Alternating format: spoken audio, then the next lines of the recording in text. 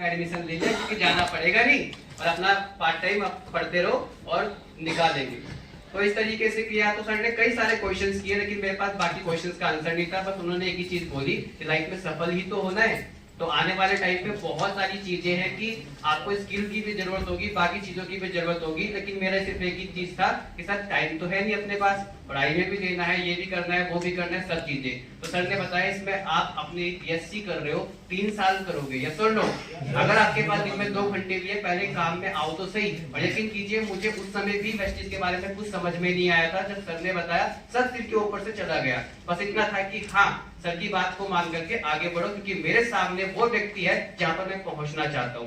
अगर वो कुछ बोल रहा है तो उनकी बातों को सुन के आगे बढ़ सकता है, यस और नो? देखो इतिहास गवाह है। आप देखिए कि भगवान विष्णु के अवतार थे राम जी और आपके कृष्ण जी, दोनों थे ना, और दोनों के चेले भी थे, अर्जुन जी और हनुमान जी। लेकिन एक बात बताइए, मंदिर किसके देखने को मिलते हैं? आपको लगता है हनुमान जी के मिलते हैं? कभी सोचा क्यों? भाई अर्जुन जी के क्यों नहीं मिलते? क्योंकि एक ही कारण था, जब भी कृष्ण जी बोलते थे भाई ये करो, क्यों, क्या, कैसे, किस लिए, मेरे ताऊ है, दादा है, चाचा है, मामा है, सब लगे हुए। और कृष्ण जी ने ये बताते बताते आंसर देते देते देते देते पूरी गीता लिख दी। अब आ गया कलयुग, अब अपना इनके पास गीता लिखने का तो टाइम नहीं है, देखिए वो तो दूसरा बंदा ढूंढ लेगा, होता ही नहीं होता है।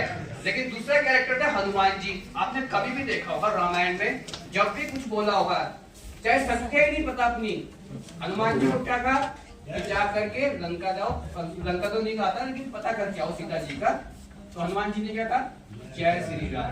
पता है नहीं कि मैं जाऊंगा कैसे, लेकिन जय श्री राम। तो इसको कहते हैं समर्पण का भाव। तो ये अगर आपके अंदर है और आपने इसको मेंटली